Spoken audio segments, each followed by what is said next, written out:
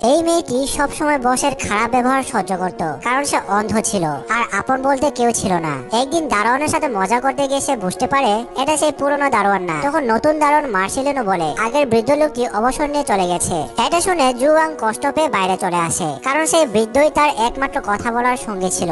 বাইরে এসে বৃষ্টি হয়ে সে রাস্তাতেই দাঁড়িয়ে থাকে। এটা দেখে মার্সেলিনো তাকে বুটে এসে বসতে বলে আর টিভিতে একটা সিরিয়াল ছেড়ে দেয়। অন্ধ হওয়া সত্ত্বেও জুয়াং সিরিয়ালের কথোপকথনই মনোযোগ দিয়ে শুনে, আর এতেই সে অনেক খুশি হয়ে যায়। তারপর বৃষ্টি থামার পরও সিরিয়াল শেষ করে তবেই সে বাড়িতে ফিরে। অন্ধ হওয়া সত্ত্বেও জুয়াং সব কাজ নিজেই করত, কিন্তু তার জন্য এটা এত সহজও ছিল না। পরের দিনে সে মার্সেলিনোর বুটে আসে আর টিভিতে যথারীতি সিরিয়াল উপভোগ করে। এই সময়ে জুয়াং সারাক্ষণ জিজ্ঞেস করতে থাকে টিভিতে এখন কি হচ্ছে। মার্সেলিনো তার প্রতি দুর্বল হওয়া শুরু করে। তার নিরস ও বেকার জীবনে সে আশার আলো দেখতে পায়।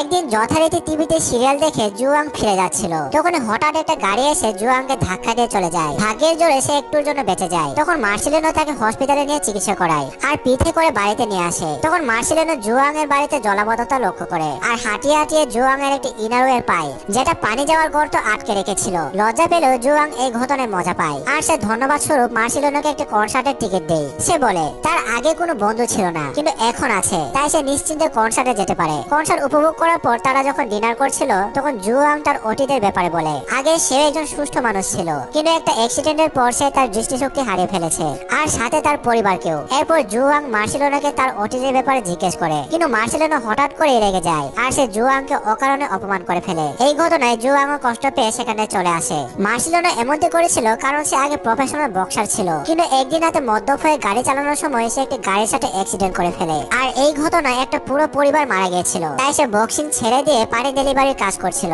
আর প্রতিদিন সেই একমাত্র জীবিত লোককে গিয়ে দেখাশোনা করত আর তাকে সময় দিত।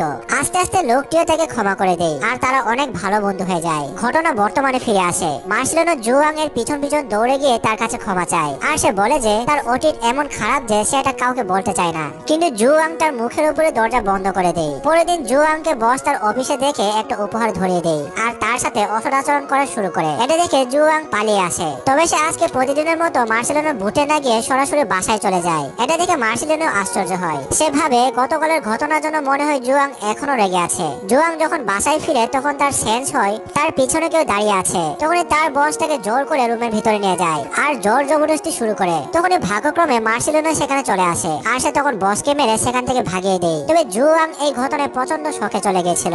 মার্সেলিনো যখন তাকে বলতে আসে এখন সব ঠিক আছে, তখন সে মনে করে মার্সেলিনো তার অন্ধত্বের সুযোগ নিচ্ছে, তাই সে তাকেও তার থেকে দূরে থাকতে বলে। মার্সেলিনো চলে তো যায়, তবে জুয়াং এর জন্য তার সারাক্ষণ চিন্তা হতে থাকে। তাই সে চুপি চুপি সারাক্ষণ জুয়াংকে দূর থেকে ফলো করতে থাকে আর নিশ্চিত করে সে সুরক্ষিত আছে। জুয়াংও একসময় বুঝে যায় মার্সেলিনো তাকে সত্যি পছন্দ করে, তাই সে নিজেই তার কাছে গিয়ে বলে চলো আমরা দূরে কোথাও ঘুরতে যাই। পরের দিন মার্সেলিনো জুয়াংকে একটি কুকুর ছানা উপহার দেয়, যেটা পেয়ে জুয়াং অনেক খুশি হয়ে যায়। তারপর তারা তিনজন মিলে একটি নির্জন জায়গায় সময় কাটাতে চলে যায়। সেখানে বিনা বাক্যে দুজন দুজনকে বুঝিয়ে দেয় তারা একে অপরকে অনেক ভালোবাসে। এরপর তারা একসাথে থাকা শুরু করে। মার্সেলিনোর সঙ্গ পেয়ে জুয়াং এর জীবন এখন অনেক সহজ হয়ে গেছে। একদিন জুয়াং মার্সেলিনোকে তার মা বাবার স্মৃতি করে নিয়ে যায়, যেখানে তাদের ছবি দেখতে মার্সেলিনোর ভয়াবহ অতীতের কথা মনে পড়ে গিয়েছিল। আসলে সেদিন মার্সেলিনো যে গাড়ির সাথে অ্যাক্সিডেন্ট করেছিল সেটা আর কারো নয়, ছিল জুয়াং এর পরিবারেরই। আর জুয়াং এর বাবাকেই এতদিন মার্সেলিনো সেবা যত্ন করছিল। এটা জেনে মার্সেলিনো প্রচন্ড ভেঙে পড়ে। সে কিভাবে এটা জুয়াংকে বলবে সেটা ভেবে পায় না। এরই মধ্যে জুয়াং এর চোখ প্রচন্ড ব্যথা করা শুরু করে। ডাক্তারের কাছে নিলে ডাক্তার বলে জুয়াং এর চোখ আস্তে আস্তে পুরোপুরি নষ্ট হচ্ছে, তাড়াতাড়ি অপারেশন না করলে সে আর কোনোদিন দেখতে পাবে না। মার্সেলিনো তখন জুয়াংকে মিথ্যা বলে আমার কিছু জমানো টাকা আছে, সেটা দিয়ে তোমার অপারেশন করে ফেলবো। কিন্তু জুয়াং তখন বাধা দিচ্ছিল, কারণ এই টাকা এখন খরচ করলে পরে তাদের কি হবে। কিন্তু মার্সেলিনো বোঝায় সে এখন অপারেশন না করলে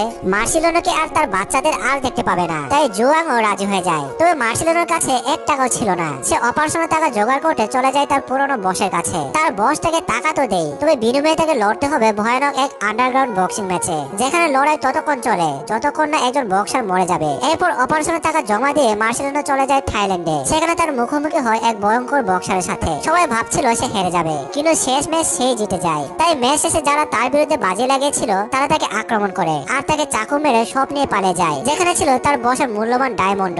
এইদিকে কোরিয়াতে জুয়াং এর অপারেশনও সাকসেসফুল হয়ে যায় আর সে আবার দেখতে পাচ্ছিল। তবে দৃষ্টি আসার পর মার্সেলিনো আর তার কাছে আসে না। সে তাকে অনেক খোঁজার চেষ্টা করে, কিন্তু কোথাও খুঁজে পায় না, কারণ সে তো তাকে একবারও দেখেনি। সে তার পোর্ট্রেট বানানোর চেষ্টা করে, কিন্তু সেটাও ব্যর্থ হয়ে যায়, কারণ সে তার মুখ কোনোদিনও ধরেই দেখেনি। সে শুধু তার কণ্ঠস্বরটা চিনতে পারবে। তবে জীবন তার নিজের মতো চলতে থাকে। জোয়াং মার্সেলিনোকে ভুলতে বিভিন্ন কাজে নিজেকে ব্যস্ত রাখার চেষ্টা করে, এমনকি সে একটু ফ্রি সময় পেলেই হাসপাতালে চলে যেত আর রোগীদের বিনামূল্যে দেখাশোনা করত।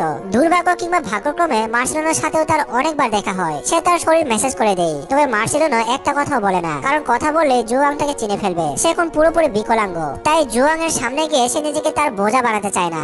একদিন জোয়াং এর কুকুর মার্সেলিনোকে চিনতে পেরে তার কাছে দৌড়ে চলে যায়, কিন্তু জোয়াং ভাবে কুকুরটি বিকলাঙ্গ দেখে মার্সেলিনোকে অ্যাটাক করছে। সে তখন মার্সেলিনোর কাছে ক্ষমা চায় আর চিনতে পারে সে তাকে হসপিটালে সেবা দিয়েছিল। তবে একদিন মার্সেলিনো জোয়াং এর স্টোরে গিয়ে তার পালতু কচ্ছপকে নিয়ে চলে আসে। জোয়াং যখন ফিরে আসে তখন সে মার্সেলিনোর কচ্ছপকে দেখতে না পেয়ে স্টোর বয়কে জিজ্ঞেস করে। ছেলেটি তখন বলে একজন বিকলাঙ্গ লোক এসে সেটা নিয়ে গেছে। এইদিকে জোয়াং এর কুকুরও অনবরত বাইরের দিকে তাকিয়ে ঘেউ ঘেউ করছিল, তাই জোয়াং বুঝে যায় এটা সেই ছিল। সে সাথে সাথে দৌড়ে গিয়ে অনেক দূর পর্যন্ত তাকে খোঁজার চেষ্টা করে, কিন্তু কোথাও আর তাকে খুঁজে পায় না। তাই সে কান্নায় ভেঙে পড়ে, কিন্তু হঠাৎই তার মনে হয় তাদের সেই পুরনো দেখা করা জায়গাটির ব্যাপারে। তাই সে এক মুহূর্ত দেরি না করে সেখানে চলে যায়। আর সত্যি সত্যি সেখানে মার্সেলিনো একা দাঁড়িয়ে ছিল। সে তখন মার্সেলিনোকে জড়িয়ে ধরে হাউমাউ করে কান্না করতে থাকে। আর তাদের দুজনে একত্রিত হওয়ার মাধ্যমে গল্প এখানেই শেষ হয়ে যায়।